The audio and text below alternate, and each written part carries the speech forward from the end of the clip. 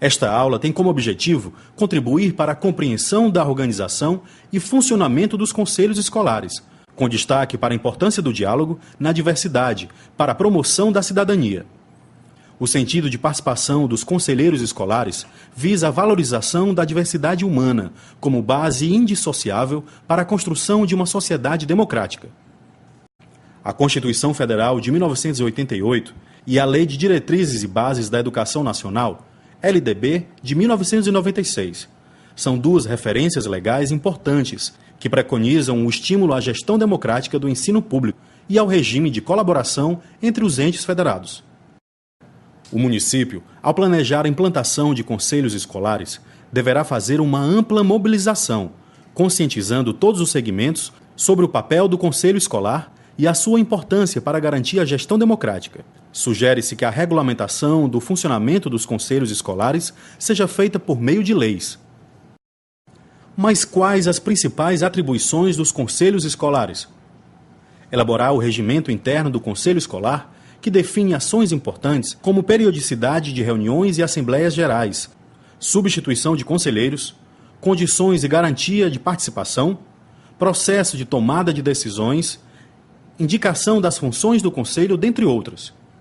Participar da elaboração, discussão e aprovação do projeto político-pedagógico da escola. Cabe ao conselho escolar avaliá-lo, acompanhá-lo e propor alterações. O conselho escolar tem um importante papel no debate sobre os principais problemas da escola e suas possíveis soluções. E você sabe o que é projeto político-pedagógico da escola?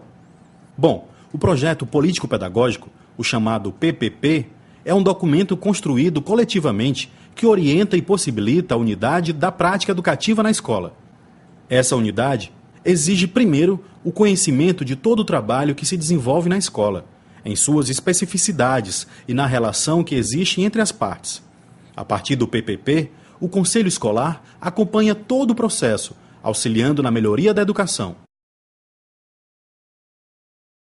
Para a elaboração do projeto político-pedagógico, é importante que a escola consulte toda a legislação indispensável à tomada de decisões. As Constituições Federal e Estadual, a Lei Orgânica do Município, a Política da Secretaria de Educação, as normas dos Conselhos Nacional, Estadual e Municipal de Educação, o Estatuto da Criança e do Adolescente e outros.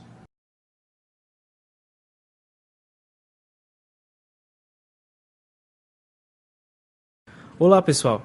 Estou aqui para ajudá-los a compreender a concepção de conselho escolar, principalmente segundo os princípios da gestão democrática determinados pela LDB. Ao atribuir às unidades federadas a competência para definir as normas de gestão democrática do ensino público na educação básica, a LDB condiciona essa definição a dois princípios. O primeiro é a participação dos profissionais da educação na elaboração do projeto pedagógico da escola. O segundo é a participação das comunidades escolar e local em conselhos escolares ou equivalentes.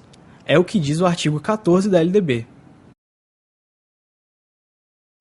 Os sistemas de ensino adotam diferentes alternativas para a participação da comunidade escolar e local na gestão da escola. Entretanto, é preciso garantir a figura do conselho escolar no sentido propriamente dito, como colegiado deliberativo, consultivo, fiscal, mobilizador e pedagógico, inserido na estrutura de gestão da escola e regulamentado pelo seu regimento. A regulamentação do Conselho Escolar pode variar quando ele também assume a função de unidade executora. Isso nos remete a observar as legislações específicas da gestão financeira de programas que proporcionam a transferência de recursos para a escola. A unidade executora é responsável pelo recebimento, execução e prestação de contas dos recursos financeiros destinados às escolas públicas. Na aula 5, sobre a função fiscal, estudaremos melhor o aspecto da regulamentação do Conselho Escolar. Então, ouvir as pessoas é algo importante? Sim, Ceci. Uma das coisas mais importantes que precisamos compreender é que o diálogo no conselho escolar é um exercício de se colocar no lugar do outro. Esse é o grande sentido da ação democrática, a promoção do diálogo na diversidade.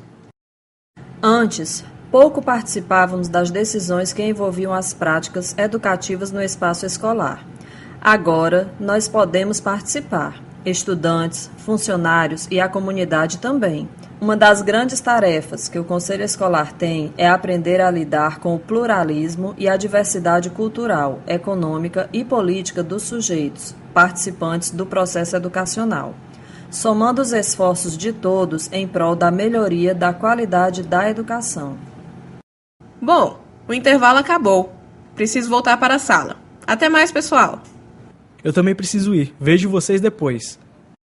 Vamos, Esther. Precisamos dar continuidade àquele projeto com a nossa turma. Sim, é mesmo, Aurélio. Bom, nos encontramos depois. Tchauzinho. Apoena, vamos até minha sala para definirmos alguns pontos da feirinha de reciclagem que você sugeriu? Claro, Sofia. Pensei em várias ideias de como podemos mobilizar a comunidade para participar.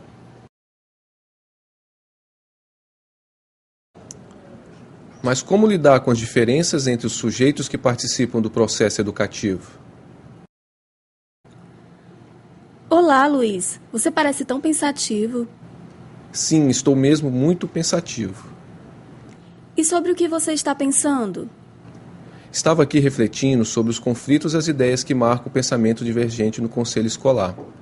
Eu me perguntava como devemos lidar com essas diferenças. Certamente, Luiz. Esse é um dos grandes desafios do Conselho Escolar. É preciso garantir não somente o respeito a essas diferenças, mas abrir espaço para que cada um possa apresentar e ser considerado nas suas necessidades e potencialidades. Lidar com as diferenças não é aceitar as desigualdades sociais. Olá! Ouvi algo sobre lidar com as diferenças? A ação democrática proposta pelo Conselho Escolar precisa mesmo romper com a lógica centralizadora que tem historicamente desconsiderado a diversidade de opiniões, posturas, aspirações e demandas das diferentes pessoas que agem no interior da escola. Nós, funcionários, por exemplo, precisamos ser ouvidos também, pois temos nossa importância para o funcionamento da escola. E para que nosso papel seja executado com sucesso, temos que expressar nossas dificuldades e necessidades. Olá, pessoal. Estava passando e ouvi vocês falarem sobre desigualdade social. Estamos a todo momento convivendo com essa desigualdade. E a escola pode reproduzir tanto as relações econômicas quanto as relações sociais, com todas as suas contradições. E isso pode gerar conflito. Na perspectiva de melhorar a educação e o país, o Conselho Escolar deve cumprir o papel de mediador desses conflitos e construir entendimentos possíveis dentro do contraditório social. Assim, a escuta atenta dos diversos atores sociais e a abertura de espaços para a concretização do debate de opiniões e ideias tornam-se fundamentais para a percepção dos interesses existentes na escola. É muito importante que as deliberações do Conselho Escolar considerem essas diferenças para garantir a unidade na escola. A destinação política da prática do Conselho Escolar é um de seus grandes desafios. Por isso, o respeito ao pluralismo, como atitude indispensável dos diferentes segmentos que compõem o Conselho Escolar, torna-se garantia de um ambiente efetivamente democrático na escola, contribuindo significativamente para a melhoria da qualidade da educação. É preciso romper com a lógica massificadora da escola, que tem historicamente desconsiderado a diversidade de opiniões, posturas, aspirações e demandas dos atores sociais que agem no seu interior. É preciso respeitar e criar condições para o desenvolvimento das potencialidades e para o atendimento das necessidades específicas dos estudantes. Assim, o respeito ao pluralismo torna-se garantia de um ambiente efetivamente democrático na escola. Acontece que, assim como na sociedade, há muitas vezes uma visível fragmentação das atividades da escola. As pessoas fazem o seu trabalho e pouco conhecem ou se interessam pelo trabalho do outro. Essas são algumas das ações de cada um desses sujeitos. Mas, às vezes, o problema é que essas partes não conversam entre si, isto é, executam ações fragmentadas e desconectadas. É por isso que é tão importante a unidade no trabalho escolar. Quando compartilhamos nossas práticas na escola, podemos favorecer a unidade da prática social da educação. A prática social da educação é um todo, com partes que se articulam e se complementam. Quando as partes desse trabalho se distanciam, quando seus membros perdem a noção da totalidade e muitas vezes percebem sua parte como o todo, a escola tende a ver seus esforços se reduzirem na fragmentação. Concordo plenamente com você, Rosa. Em uma escola fragmentada, as partes, ou seja, o meu trabalho, o seu e dos outros, não se relacionam. Tornam-se partes que fragmentam o conhecimento e as ações. Tornam-se partes que fragmentam todos os sujeitos envolvidos no trabalho escolar. E fragmentados, os sujeitos perdem a dimensão do viver em sociedade, pois ficam individualizados nos seus desejos e lutas. Fico feliz em saber que estamos construindo uma escola melhor para os nossos filhos e também para os nossos netos. Pessoal, preciso ir. Está na hora da refeição dos estudantes. Vou com você, Rosa. Preciso também organizar o refeitório.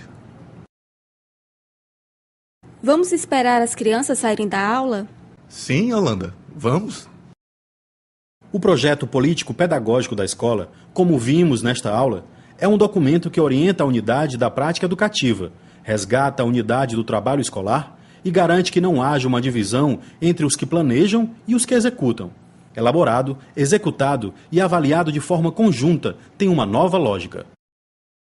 Nesse processo, os segmentos planejam e executam juntos, garantindo a visão do todo. Por isso, de posse do conhecimento de todo o trabalho escolar, os diversos profissionais e segmentos envolvidos, gestores, técnicos administrativos e de apoio, docentes, discentes, pais e comunidade local, cumprem seus papéis específicos, sem torná-los estanques e fragmentados. Todos tornam-se partícipes da prática educativa. Tudo que a gente puder fazer no sentido de convocar os que vivem em torno da escola e dentro da escola, no sentido de participarem, de tomarem um pouco o destino da escola na mão também. Tudo que a gente puder fazer nesse sentido é pouco ainda, considerando o trabalho imenso que se põe diante de nós, que é o de assumir esse país democraticamente.